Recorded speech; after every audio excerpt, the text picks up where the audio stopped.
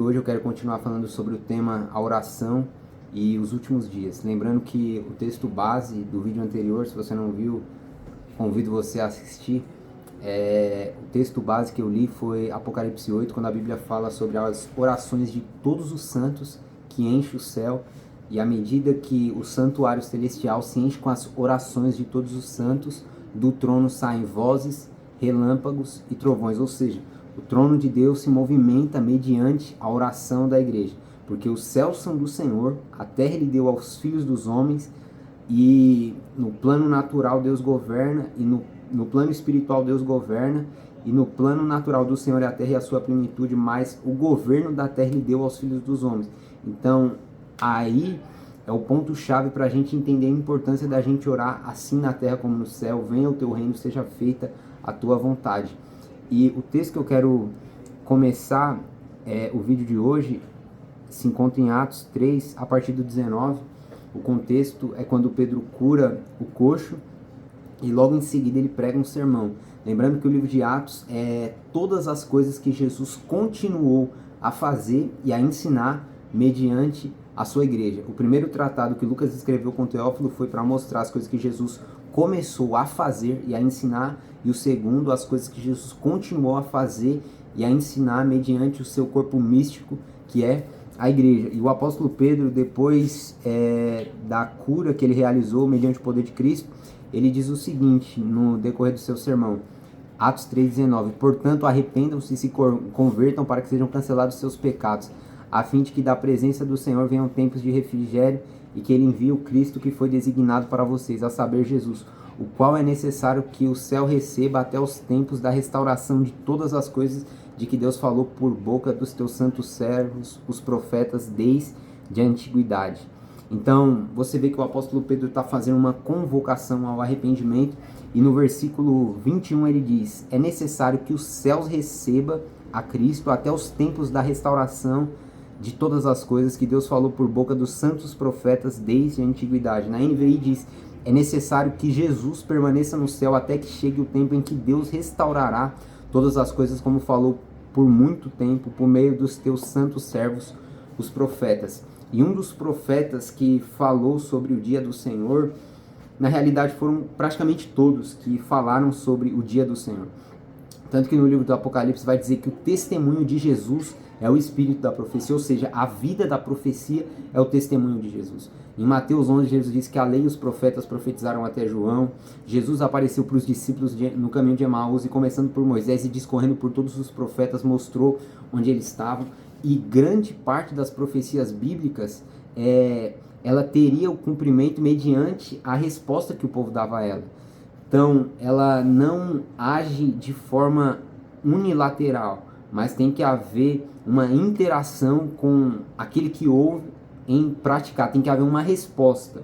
E o livro do profeta Joel, Deus, por intermédio do profeta, chama o povo ao arrependimento, a nação ao arrependimento, e por intermédio de Joel Deus diz: arrependei-vos, convertei-vos, cingivos de pano de saco e cinza, chorem os sacerdotes ministros do altar, rasgue o coração e não as vestes, e isso com jejum, com oração e com choro.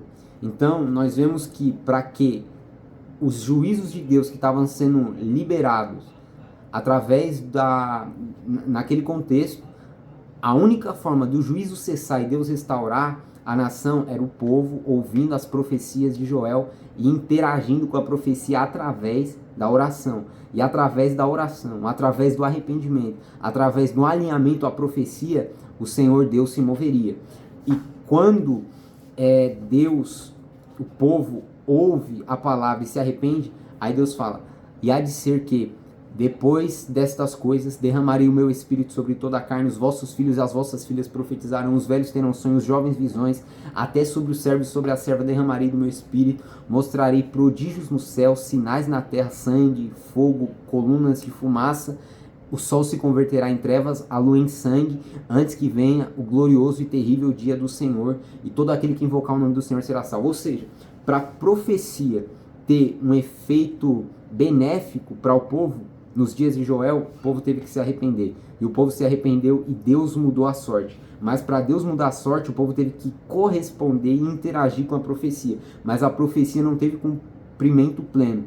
Nos dias de Joel, ela teve um cumprimento parcial e também ela teve outro cumprimento no dia de Pentecostes, porque no dia de Pentecostes, quando o Espírito Santo foi derramado, Pedro falou, nós não estamos embriagados, o Espírito Santo que Deus falou por boca do profeta Joel está sendo derramado. Ou seja, tanto nos dias de Pentecostes quanto nos dias de Joel, para ver essa ação da parte de Deus, esse favor da parte de Deus, essa manifestação da parte de Deus, o povo teve que interagir. Porém, nos dias de Pentecostes não teve um cumprimento pleno, porque o mover do Espírito Santo se limitou à nação de Jerusalém e a uma região geográfica. E a profecia de Joel é que o Espírito Santo será derramado sobre toda a carne, ou seja, é um derramamento global, é a terra sendo batizada no Espírito Santo, é muitos povos, línguas, tribos e nações sendo batizadas no Espírito Santo,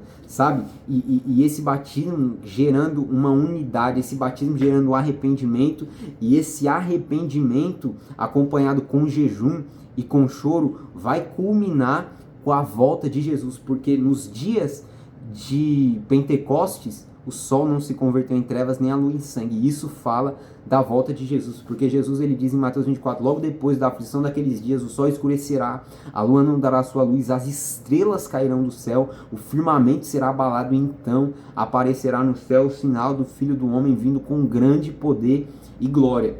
Então, ou seja, a igreja tem uma parte e uma responsabilidade de interagir com a profecia de Joel. E o apóstolo Pedro, debaixo da inspiração do Espírito Santo, ele diz que Jesus fica nos céus até que se cumpra as escrituras que Deus falou por boca dos santos servos dos profetas. E para que se cumprisse as escrituras, o povo teve que interagir com as escrituras. Para que Deus manifestasse o que ele tinha de manifestar, o povo teve que ouvir a palavra, corresponder à palavra, interagir com a palavra. É a mesma coisa, Deus tirou o povo do deserto e era para o povo entrar na terra prometida depois que saiu do deserto, mas a incredulidade deles anulou aquilo que era para eles viver no presente e transferiu para uma geração futura. Quando Saul ele ia ser ungido rei de Israel, o fato dele ter desobedecido, o profeta Samuel falou, Deus hoje teria confirmado o teu reinado, mas porque você negligenciou a palavra do Senhor, não interagiu com o que eu te disse, Deus está transferindo o seu reinado para outro. Ou seja, a negligência com as escrituras, a negligência com a palavra profética fez com que Saul perdesse o seu reinado. O reinado de Saul seria confirmado eternamente, mas Deus transferiu para Davi. E Cristo quer voltar mais, biblicamente falando, o apóstolo Pedro diz o seguinte, aguardando e apressando o dia da vinda. Aguardando e apressando o dia da vinda. O livro de Apocalipse termina com uma oração, Maranata, ora vem Senhor Jesus. O apóstolo Paulo diz, se alguém não ama o Senhor Jesus, seja anátema. E depois ele fala Maranata. Mas o que acontece? Você observar a vida dos apóstolos, você observar a vida dos avivalistas, todos eles foram pessoas que oraram Maranata, mas viveram um estilo de vida Maranata. As orações Maranata estavam alinhadas com ações Maranata. E o que seria ação Maranata? É você preparar o caminho para a vinda do Senhor. Assim como João Batista preparou o caminho para a chegada do Messias, o Cordeiro de Deus que tira o pecado do mundo, a igreja, através da oração, através do arrependimento, através do alinhamento com o que as escrituras diz, do que os escritos proféticos diz, ela vai preparar a terra para a volta de Jesus. O Pedro diz que Jesus ele diz sobre a Arca da Aliança, sobre a Arca de Noé, melhor dizendo, e ele diz o seguinte, a volta do Filho do Homem será como nos dias de Noé. O povo comia, bebia, casava-se e dava-se em casamento até o dia em que Noé entrou na Arca. O dilúvio veio depois que a Arca de Noé estava construída. E quem passou as medidas para a construção foi Deus. Quem passou as medidas para o tabernáculo de Moisés foi Deus. E Deus falou, Moisés, faça conforme o modelo que eu te mostrei no monte. Ou seja, Moisés, não pense demais, não seja criativo demais.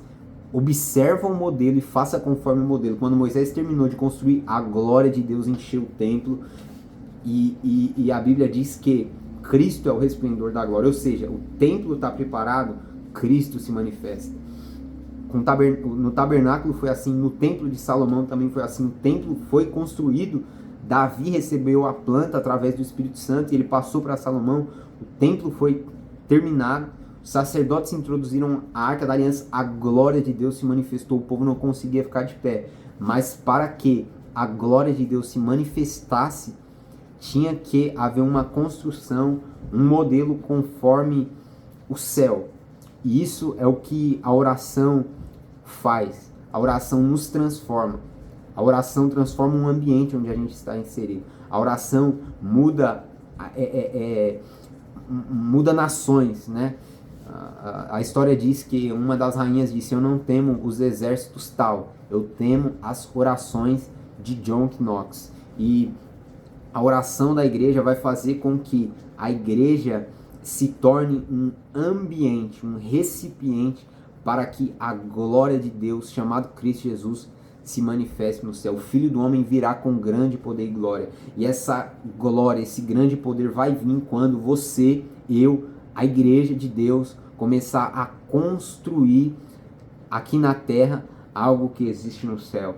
Então, grave essa palavra. Moisés, faça conforme o modelo que eu te mostrei no monte. Davi, passa a planta do templo para o seu filho Salomão e faça conforme o modelo que eu passei para você. Porque, Moisés, quando você construir conforme o modelo, a minha glória vai se manifestar. Você, Davi, quando construir conforme o meu modelo, a minha glória vai se manifestar. Igreja, quando você construir conforme o modelo que as Escrituras ordena, você vai ver a glória de Deus se manifestar. Porque antes que venha o grande e terrível dia do Senhor, tem que haver uma restauração. Antes que venha o grande e terrível dia do Senhor, a terra tem que ser batizada no Espírito Santo. Antes que venha o grande e terrível do Senhor, vai haver um espírito profético operando na liderança da igreja, nos membros da igreja, semelhante ao espírito profético que operou em Elias, ao espírito profético que operou em João Batista.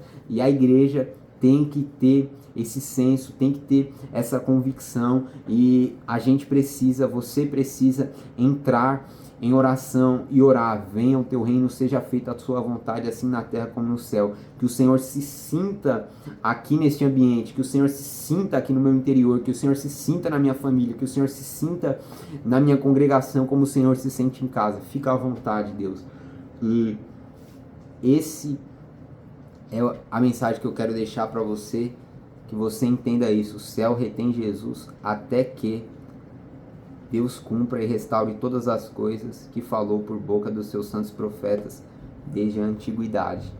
Então, que você receba essa palavra, que você guarde essa palavra e que você pratique essa palavra. E se você puder, dá um gostei aí, se inscreve no meu canal, compartilha esse vídeo para que mais pessoas entendam essa questão e viva um estilo de vida maranata, aguardando e apressando o dia da vinda. Porque você viver um estilo de vida maranata não é você orar maranata com braços cruzados. Viver um estilo de vida maranata é você construir, pavimentar o caminho para que Cristo venha. Amém? É tempo de buscar o Senhor até que Ele faça chover justiça sobre a terra.